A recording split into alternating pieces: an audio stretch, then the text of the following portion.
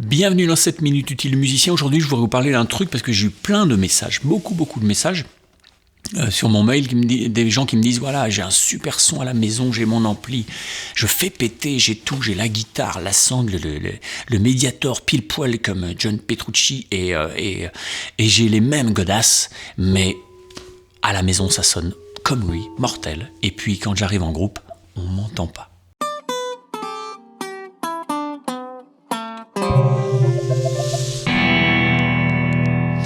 Si on t'entend pas quand t'es en groupe alors qu'on t'entend bien à la maison, c'est la différence, c'est le groupe, c'est pas ton son, à part si vraiment la salle est complètement différente, auquel cas il faut toujours adapter.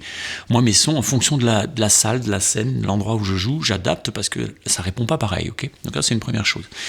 Mais la première chose à bien se rendre compte, c'est qu'en fait, si tu règles ton son brut, à nu comme ça, sans rien, dans du beau silence à la maison, tu vas avoir tendance à le fournir un peu sur tout le spectre. Donc tu vas lui mettre des beaux graves, des beaux médiums, tu vas sculpter ton son.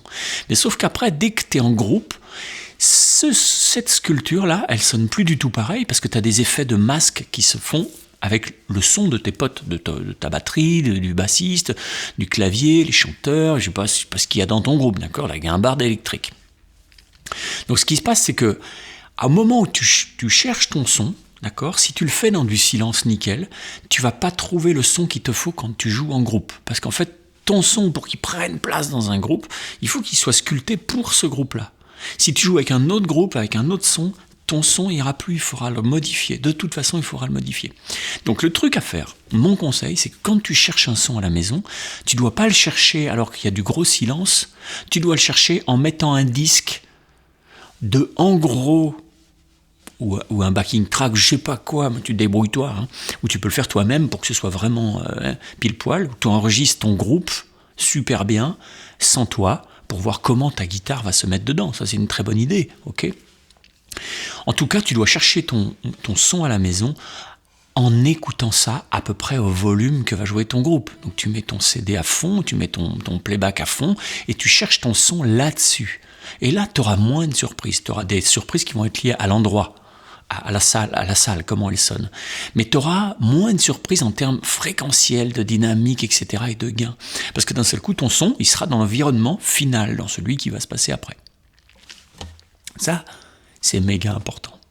Ça dépend des styles, mais généralement, il y a un premier problème qui va être un problème de gain. Alors si vous êtes dans le métal, alors il faut du gain, il faut du gros gain. Dans ce cas-là, il va falloir être super malin sur les plages de fréquences, c'est-à-dire les EQ, on va en reparler après. Mais généralement pour du rock ou du blues rock ou des trucs moins high gain, ok, avec plus de matière dynamique, ce qui va se passer, c'est que souvent, les gens mettent trop de gain. Il faut savoir qu'en fait, quand tu mets beaucoup de gain, ça t'écrase ton attaque, ça écrase les dynamiques, c'est la nature, c'est fait comme ça, d'accord ? C'est pas de votre faute, c'est juste que c'est comme ça, il faut juste le savoir.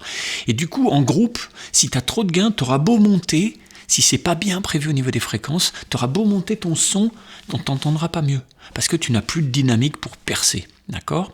Les plages de fréquences sont pas les bonnes, la dynamique il n'y en a plus, alors c'est mort. Donc si jamais t'es pas dans des trucs extrêmes au niveau métal ou je sais pas quoi, au niveau du gain, n'hésite pas à baisser ton gain pour retrouver plus de patates, plus de tranchants.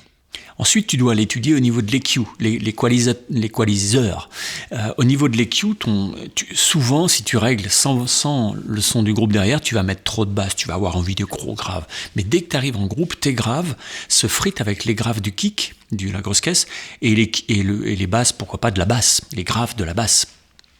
En fait, il faut quand même essayer de spatialiser un peu le truc, avec les panoramiques si vous avez une sono, mais de spatialiser aussi dans le spectre, c'est-à-dire qu'il faut essayer de placer, souvent on fait des choix assez radicaux en termes de est-ce que le kick est au-dessus de la basse ou est-ce que la basse est au-dessus du kick, au niveau de la fréquence, à qui je laisse de la place et comment, est-ce que je joue le mélange, est-ce que c'est des choix de production, ça, d'accord ? Mais pour la guitare c'est pareil, si tu es trop à un endroit où ça frite trop avec la basse, alors tu auras un son brouillon, ça peut être voulu. Ça peut être voulu, c'est une histoire d'effet en fait. Mais si tu te dis, tiens, je m'entends pas bien, c'est peut-être que tes fréquences sont trop allées sur les fréquences des autres instruments. Pour moi, il y a un gros équilibre à trouver entre le fait de cleaner, c'est-à-dire de laisser des plages de fréquences libres pour les basses et sur lesquelles tu vas pas trop pour qu'on puisse t'entendre et qu'on entende bien la basse, c'est-à-dire que d'un seul coup on éclaircit le mix. Mais il y a aussi une contrepartie, c'est qu'en fait après on peut vite arriver dans des trucs très cliniques, parce que si tu t'enlèves les fréquences où il y a le chant, où là c'est sacré le chant. Ok, le chant, si tu l'entends pas, alors je vois pas pourquoi on chante. Il faut pas hésiter à entendre les paroles. Moi, il me semble que s'il y a des paroles, c'est bien qu'on les entende aussi. Ce sont des vrais choix de production. Mais pour moi, quand il y a un chant, c'est sacré, je suis au service de ce chant. Le mec, il dit quelque chose, il y a un texte, il faut qu'on le serve pour que ça fasse le maximum d'effet, pour que la poésie opère, ok ? Donc quand on lève le chant, la basse, le kick, s'il y a des claviers ou une 2 secondes guitare, je peux te garantir qu'il n'existe plus beaucoup de fréquences où toi tu peux être pour que tu sortes.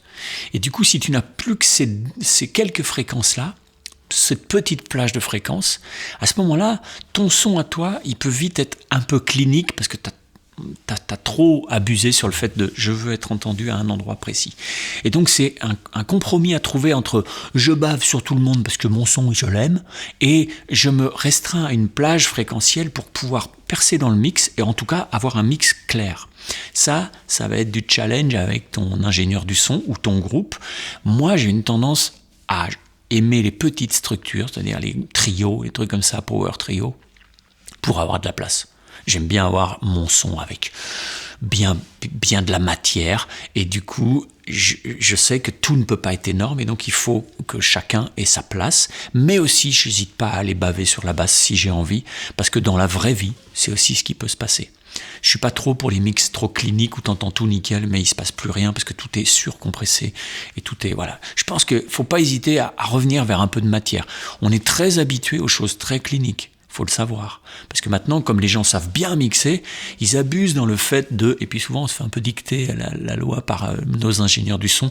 Faut savoir être solide là-dessus, à dire, écoute, ça me dérange pas que ça frite un peu à cet endroit-là, parce que ça met de la vie aussi. Ok ? On l'oublie souvent, mais pour moi, le problème, il se situe avant ça.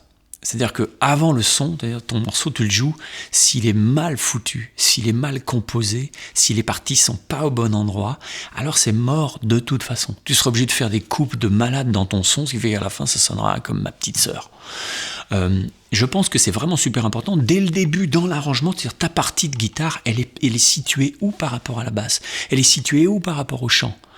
S'il n'y a pas... Moi, je pense que c'est là qu'il faut faire l'effort de se dire, tiens, c'est dans la composition que je dois répartir. Comme ça m'évitera d'avoir trop à le faire dans le mix. Si c'est mal composé, alors tu es obligé de réduire les fréquences pour que chacun ait un tout petit bout de fréquence et que ce soit audible. Si c'est déjà bien composé, t'as presque rien à faire.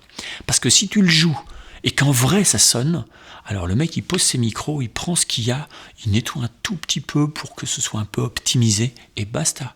Pas commencer à couper la matière de dingue. Moi c'est ça que je préfère. C'est quand à l'origine, déjà dans la composition, je me dis la basse va être là, donc moi faut pas que je fasse ça. Et donc je vais commencer à enlever certaines choses, certaines basses. Je vais plutôt me mettre dans d'autres figurations d'accords, dans d'autres riffs, à un autre endroit, pour calculer ma matière dès l'origine. Pour moi, le top, ce serait que je joue, le mec il met ses micros, il fait record, et basta. On mixe un peu, mastering, j'aime pas, je perds toujours de la matière au mastering. Voilà. Faites attention, on en reparlera, mais souvent, on enregistre, on a des super prises, on mixe, on entend tout bien, mais on a perdu énormément de matière, et au mastering, on en remet une couche pour que chacun puisse l'écouter dans sa voiture, et aussi sur son iPhone, et aussi sur une bonne chaîne. Je suis désolé, mais c'est pas un bon compromis. Donc le mastering, il faut être vraiment précautionneux sur qu'est-ce qu'on veut, ou qu'est-ce qu'on veut avec sa musique. Est-ce qu'on veut l'écouter sur du bon matos, ou est-ce qu'on veut qu'elle puisse être écoutée partout, auquel cas, ce sera un compromis. Bon voilà, j'espère avoir un peu répondu à vos questions. On pourra en reparler si ça vous intéresse. Dites-moi ça dans les commentaires et puis je vous souhaite une bonne vie quoi. Bye bye. Ciao.